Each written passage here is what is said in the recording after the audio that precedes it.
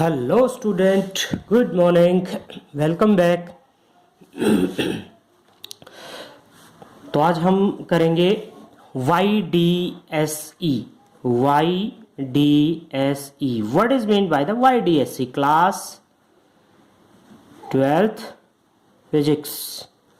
और आज डेट है 23 नवंबर 2020। तो YDSE young double slits experiment. Young double slit experiment क्या होता है? यंग डबल स्लिट्स एक्सपेरिमेंट, तो सबसे पहले उसके बारे में आप स्टडी करेंगे। Young double slit experiment, young double slit experiment जो है वो इंटरफेरेंस पैटर्न को प्राप्त करने के लिए। अब इंटरफेरेंस पैटर्न होता क्या है? तो सबसे पहले हम चलते हैं यंग्स, ये साइंटिस्ट का नाम था, उसने इंटरफेरेंस को एक्सपेरिमेंटली स्टडी किया था, इसलिए उसका नाम रखा गया YDSE young double slits experiment. तो इसमें क्या करते हैं कि देखिए, सबसे पहले एक मोनोक्रोमेटिक सोर्स ऑफ लाइट लेते हैं। Monochromatic, what is mean by the monochromatic? Monochromatic का अर्थ क्या होता है? Monochromatic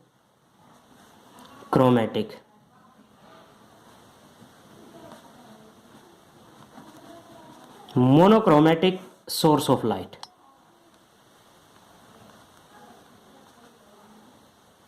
monochromatic source of light, what is mean by the monochromatic source of light? Monochromatic का अर्थ क्या होता है? मोनो का अर्थ होता है सिंगल। किसे कहेंगे? सिंगल। वो लाइट जिसके अंदर सिंगल कलर हो, सिंगल वेवलेंथ हो। आप सबको पता है, जैसे सन से आने वाली व्हाइट लाइट, उसके अंदर 7 कलर्स होते हैं। सन से आने वाली व्हाइट लाइट में कितने कलर होते हैं? 7। तो 7 कलर्स जो होते हैं उनके अंदर सातों की अलग अलग वेवलेंथ होती है। तो हम क्या करते हैं कि एक ऐसी लाइट ले जिसके अंदर सिंगल वेवलेंथ हो। तो मोनोक्रोमेटिक सोर्स ऑफ लाइट का सोर्स यहां पे ले लिया, और जैसे यहां से हमने एक स्लिट लगा दी, इसमें से कैसी लाइट निकल रही है? इस सोर्स से मोनोक्रोमेटिक सोर्स ऑफ लाइट निकल रही है। और इसको हमने क्रस्ट और ट्रफ के रूप में ले लिया, डार्क लाइन और डॉटेड लाइन। ठीक है, इसके आगे एक और कार्डबोर्ड लगा दिया, गत्ता जिसको आप कह सकते हो। ठीक है, और इसके अंदर 2 छेद कर दिए, और इन छेद को क्या कहेंगे हम? स्लिट्स। इनको क्या कहेंगे हम? Slit, orifice. ठीक है, और जब ये लाइट इसमें से पास होगी इस तरह से, तो सिमिलरली यहां पे भी आपका वही पैटर्न प्राप्त होगा। अब सोर्स 2 हो गए। अब आपके सोर्स जो है वो 2 हो गए इस तरह से, और आप इसको ऐसे ऐसे बढ़ाते जाइए। एक पैटर्न आपको प्राप्त होगा, उस पैटर्न का नाम है इंटरफेरेंस पैटर्न। यहां पे हमने लगा दी स्क्रीन, पर्दा जिसको बोलते हैं। आप पिक्चर हॉल में देखते होंगे ना, स्क्रीन लगी हुई होती है जिसके ऊपर इमेज दिखाई देती है। तो इसी तरह से एक स्क्रीन यहां पे आपने लगा दी। तो ये जब लाइनें एक दूसरे को काटेंगी तो यहां पे आपको एक पैटर्न प्राप्त होगा। वो पैटर्न कुछ ऐसा होगा कि आपको यहां पे व्हाइट पैटर्न, फिर डार्क पैटर्न, फिर व्हाइट, फिर डार्क, अल्टरनेटिवली लगातार कुछ इस तरह का पैटर्न आपको स्क्रीन पे देखने को मिलेगा। अब ये होता कैसे है? देखिए, ये कुछ ऐसे होता है कि जब सेम टाइप की लाइनें सेम टाइप को काटती है, जैसे मान लीजिए आपके पास ये 2 वेव्स है, एक वेव ये है और एक वेव ये है। ठीक है, और जब ये दोनों मिलेंगी, दोनों मिलती हैं, तो दोनों की इंटेंसिटी जो है वो ज्यादा हो जाती है। तो आपको ब्राइट लाइन, यानी कि जब क्रस्ट को काटती है, ट्रफ को काटती है, तो आपको किस तरह की पैटर्न प्राप्त होगी? ब्राइट पैटर्न, जिसको हम कंस्ट्रक्टिव इंटरफेरेंस भी बोलते हैं। क्या कहते हैं इसको? Constructive interference. और जब अपोजिट, जैसे एक आपकी इस तरह की है और दूसरा पैटर्न अपोजिट में, तो जब दोनों ऐड होंगी तो उस सिचुएशन में आपको क्या प्राप्त होगा? किस तरह का? मिनिमम इंटेंसिटी आपको प्राप्त होगी। मिनिमम इंटेंसिटी यानी कि हम ये कह सकते हैं कैसी प्राप्त होगी? Dark interference, dark fringes. तो यहां पे आपने क्या देखा? यहां पे आपने क्या देखा कि जब दो सोर्स से निकलने वाली लाइट आपस में सुपर इंपोज होती है, मिलती है, सुपर इंपोज होती है, तो आपको एक पैटर्न प्राप्त होता है स्क्रीन पे, और this pattern is called interference pattern. तो इंटरफेरेंस की डेफिनेशन भी आप यहां से दे सकते हो। क्या डेफिनेशन हो सकती है इंटरफेरेंस पैटर्न की? कि when two light waves superimpose, then mixing pattern is called interference pattern, and this phenomena is called interference of light. Superimposing of two light waves are called two coherent. अब देखिए coherent source क्या होता है? Coherent source, अब बात एक और आगे word, coherent source. What is mean by the coherent source? Coherent, what is mean by the coherent source of light? अब कोहेरेंट सोर्स किसे कहेंगे?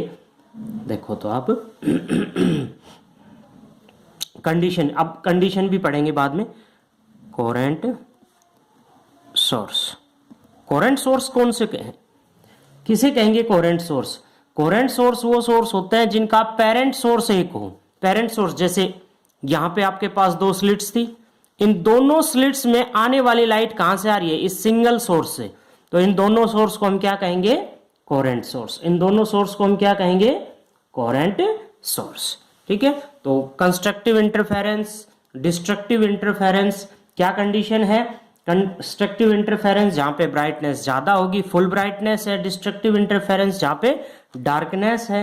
इनके लिए कंडीशन क्या क्या है? कंस्ट्रक्टिव इंटरफेरेंस की कंडीशन है कि सेम टाइप ऑफ की लाइन क्रस्ट को, ट्रफ को काटती है, तो कंस्ट्रक्टिव इंटरफेरेंस। और जब एक लाइन दूसरे को अलग अलग, यानी कि एक डार्क लाइन और एक डॉटेड लाइन एक दूसरे को काटती है, तो आपको डिस्ट्रक्टिव इंटरफेरेंस प्राप्त होता है। कोहेरेंट सोर्स का क्या फायदा है? कोहेरेंट सोर्स का यह है कि यहां पे ये जो फ्रिंग्स बनेगी, इनकी विड्थ इक्वल होगी, इक्वल विड्थ की बनेगी और बराबर दूरी पे बनेगी कोहेरेंट सोर्स का। अगर यहां पे हम व्हाइट लाइट ले लेते तो यहां पे ये जो पैटर्न आपको प्राप्त हो रहा है वो कैसा पैटर्न होता? वो कलर्ड पैटर्न आपको प्राप्त होता, रंग बिरंगा, क्योंकि वेवलेंथ सबकी अलग अलग। ओके, तो ये आपने पढ़ा young double slits experiment. Young double slits experiment पढ़ा। एम्पलीट्यूड ऑफ रिजल्टेंट वेव आप पढ़ते हैं कि किस तरह से कि रिजल्टेंट वेव की इक्वेशन को कैसे फाइंड आउट कर सकते हैं। तो देखिए इक्वेशन कैसे निकालेंगे हम, कि मान लीजिए आपके पास दो वेव्स हैं, दो वेव है। एक y1 वेव कंसीडर कर ली, जो किस तरह से रिप्रेजेंट कर सकता है? a sine omega t. तो और दूसरी है y2 is equal to b sine omega t plus five. Okay, अब सुपरपोजिशन प्रिंसिपल क्या कहता है? कि इन दोनों का डिस्प्लेसमेंट का प्लस, ये कहता है सुपरपोजिशन प्रिंसिपल। तो इन दोनों वेव्स को हम ऐड कर देंगे। तो किस तरह से ऐड करते हैं? a sine omega t plus b sine omega t plus five. Okay, तो यहां पे आप सोल्व करने के लिए साइन a प्लस बी का फॉर्मूला इस्तेमाल कर दो। तो साइन a प्लस बी का फॉर्मूला क्या कहता है? Sine a cos b minus plus cos a sine b। तो यहां पे अप्लाई करते हैं y is equal to a sine omega t plus b, इसके साथ में मल्टीप्लाई है, sine omega t cos five plus b cos omega t plus sine phi, sorry multiply sine phi. तो ये हमने ये क्या किया, इसमें साइन ए प्लस बी का फॉर्मूला अप्लाई करके इसको एक्सटेंड कर लिया हमने, ठीक है। तो यहां पे आपके पास जो रिजल्ट निकलेगा, जैसे यहां से हम साइन ओमेगा टी को कॉमन ले सकते हैं, तो क्या आ गया आपके पास a plus b cos phi sine omega t, यहां से साइन ओमेगा टी कॉमन ले लिया, और यहां आ गया आपके पास b sine phi cos omega t. तो ये है इनका एम्पलीट्यूड। तो रिजल्टेंट एम्पलीट्यूड जब हम फाइंड आउट करेंगे रिजल्टेंट, तो मान लीजिए इसको क्या कंसीडर कर लेते हैं, a plus b cos phi is equal to cos theta, और इसको क्या मान लिया, b sine phi is equal to sine theta. अच्छा, रिजल्टेंट के लिए यहां पे आर, ये दो इक्वेशन होगी आपके पास 1 एंड 2। इन दोनों इक्वेशंस को हम क्या करते हैं, SBS squaring and both side, दोनों तरफ स्क्वेयर करके ऐड कर देते हैं। दोनों तरफ स्क्वेयर करके ऐड कर दिया, तो इसका स्क्वेयर करेंगे a square plus b square cos square phi plus 2ab cos phi, ये तो हमने इसका फॉर्मूला एक्सटेंड कर दिया, प्लस इसका करेंगे b square sine square phi is equal to, अब देखिए राइट हैंड साइड में r square cos square theta, r square sine square theta, r square common ले लें तो अंदर क्या बच जाएगा, cos square theta plus sine square theta. Okay, अब आप जब इसको करोगे तो यहां से देखिए b square cos square phi है, b square sine square phi, यहां से बी स्क्वेयर कॉमन ले ले तो अंदर क्या बच जाएगा, cos square theta plus cos square phi plus sine square phi, और cos square phi plus sine square phi क्या होता है 1, a square plus b square plus 2ab cos phi, ये फॉर्मूला आपके पास बच गया। यहां से cos square theta plus sine square theta 1 r square, तो रिजल्टेंट क्या आ गया, r is equal to under root of a square plus b square plus 2ab cos phi, ये आ गया आपके पास। इस इक्वेशन को वापस अगर उस इक्वेशन के अंदर हम पुट करते हैं तो देखिए ये वैल्यू वापस यहां पे पुट करते हैं तो क्या आएगी value, y is equal to sine omega t, a plus b cos phi की जगह पे r cos theta plus cos omega t r sine phi sine theta, ठीक है। तो यहां पे आपके पास क्या हो गया, वापस उसी फॉर्मूले को देखते हैं, साइन ए कोस बी प्लस कोस ए साइन बी। ओके, तो यहां पे साइन ए प्लस बी का फॉर्मूला अप्लाई कर दे तो रिजल्टेंट वेव क्या आ गया आपके पास, आर कॉमन ले लिया, sine a plus b, sine a plus b यानी कि omega t plus theta, omega t plus theta, ये आ गई आपके पास। This is the equation of resultant wave, और आर क्या है यहां पे एम्पलीट्यूड, और आर की वैल्यू ये आ गई आपने अभी फाइंड आउट की, तो आर की वैल्यू हमने निकाल ली और रिजल्टेंट इक्वेशन आपने फाइंड आउट कर ली। ओके, तो आर की वैल्यू अभी हमने ये फाइंड आउट की, a square plus b square plus 2ab cos phi. अब इस आर की वैल्यू पे डिपेंड करती है, कौन सी वैल्यू डिपेंड करेगी कि वहां पे कंस्ट्रक्टिव इंटरफेरेंस होगा या डिस्ट्रक्टिव इंटरफेरेंस होगा, यानी कि आर की वैल्यू यदि मिनिमम होगी तो डिस्ट्रक्टिव इंटरफेरेंस, और आर की वैल्यू मैक्सिमम होगी तो कंस्ट्रक्टिव इंटरफेरेंस। कैसे, देखिए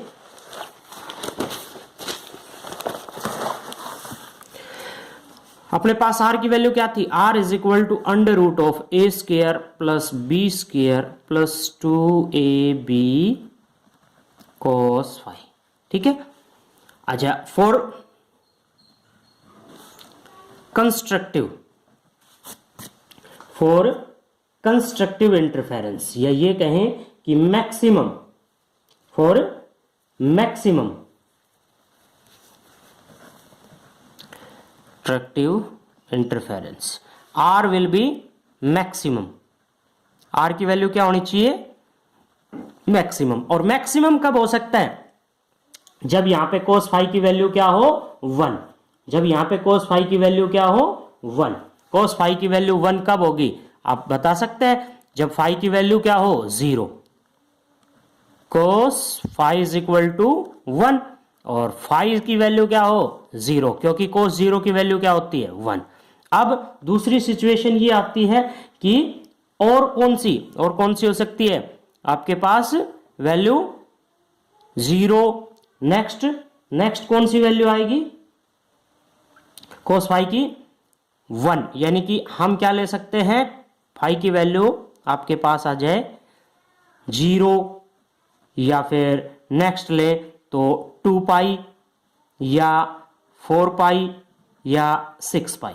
इसको अगर करते हैं तो क्या आ जाएगा आपके पास 2n पाई। 2n पाई, n की वैल्यू यहां से 0 भी हो सकती है तो वैल्यू आएगी 0। 1 लेंगे तो क्या आएगी 2 पाई। नेक्स्ट आपके पास 2 लेंगे तो 4 पाई, 1 2 3 and so on. It means even integer of multiplication, यानी कि सम संख्या में फाई की वैल्यू किस में आनी चाहिए आपके पास मैक्सिमम के लिए कंस्ट्रक्टिव। फॉर कंस्ट्रक्टिव इंटरफेरेंस के लिए क्या कंडीशन आनी चाहिए फाई की वैल्यू मैक्सिमम।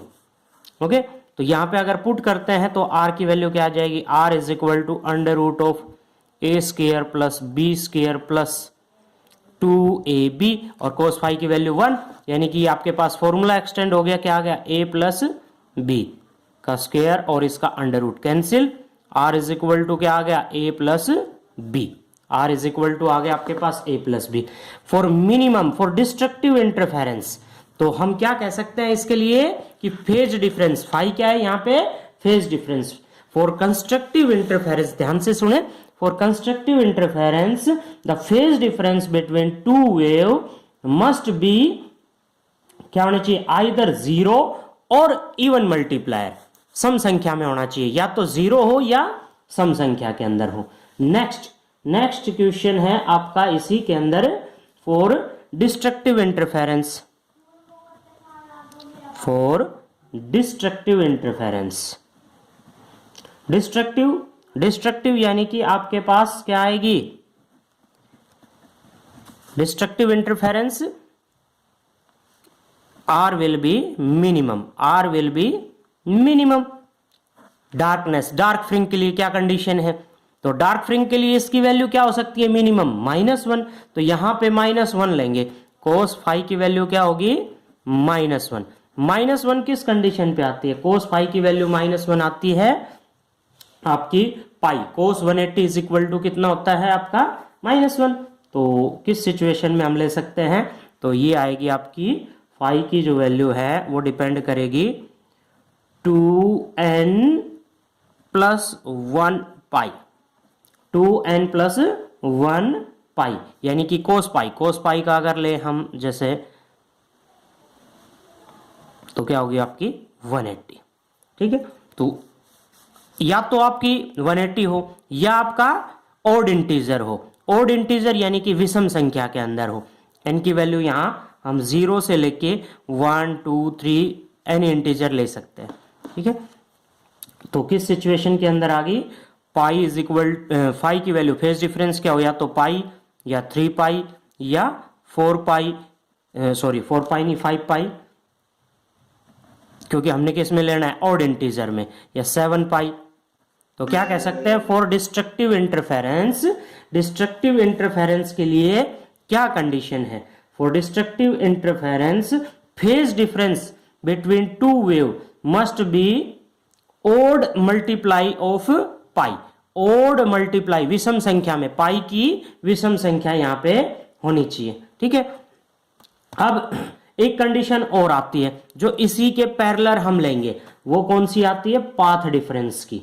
पाथ डिफरेंस जो है वो क्या होना चाहिए किसमें, फॉर कंस्ट्रक्टिव इंटरफेरेंस के लिए। तो देखिए कंस्ट्रक्टिव इंटरफेरेंस का जो पाथ डिफरेंस है हम पिछले वीडियो के अंदर भी पढ़ चुके हैं। पाथ